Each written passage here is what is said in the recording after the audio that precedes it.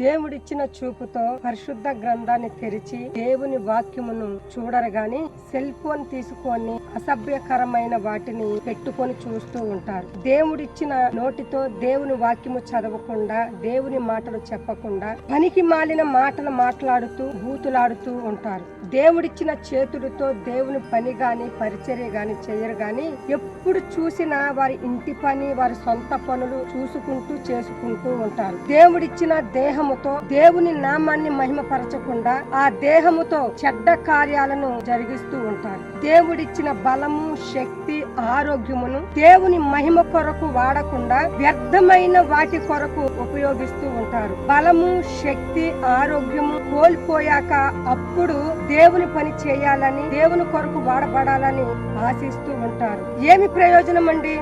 సమస్తం కోల్పోయినాక దేవుని పని చేయాలి అని అనుకుంటే ఏమి ప్రయోజనము? అన్ని అవయవాలు బాగున్నప్పుడే, ఇంకా చెప్పాలి అంటే యవనంలో ఉన్నప్పుడే దేవుని మహిమ కొరకు వాడబడి దేవుని చిత్తాన్ని జరిగించండి. ఆమేన్.